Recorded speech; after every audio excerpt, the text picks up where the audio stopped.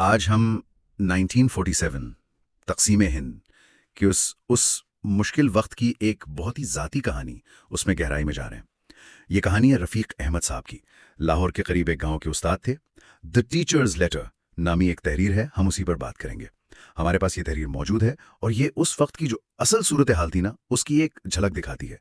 तो हमारा मकसद यही है कि इस मुख्तसर लेकिन बहुत बहुत गहरी कहानी से कुछ अहम सबक, कुछ नुक्ते निकालें।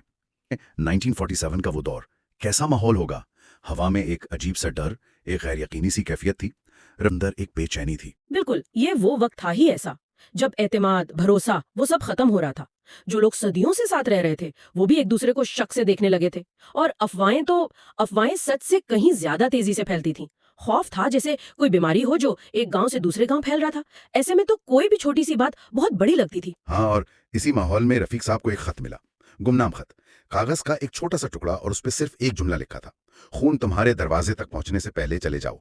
बस, ना कोई नाम, ना कोई दस्तखत। अब रफीक साहब ने पढ़ा, जाहिर है परेशान तो हुए होंगे, लेकिन फिर सोचा शायद किसी की शरारत है।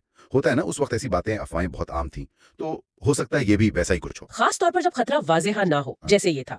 एक गुमनाम धमकी। लोग उम्मीद करते हैं कि बस ये सच ना हो, वहम ही हो।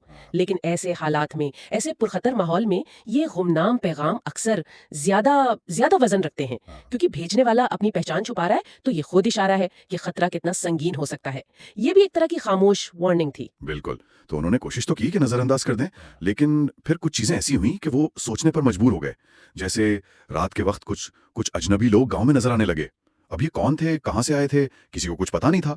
और फिर एक सुबह क्या देखते हैं कि कुछ घरों के दरवाजों पर, और उनमें रफीक साहब का घर भी था, काली चौक से निशान लगे हुए थे।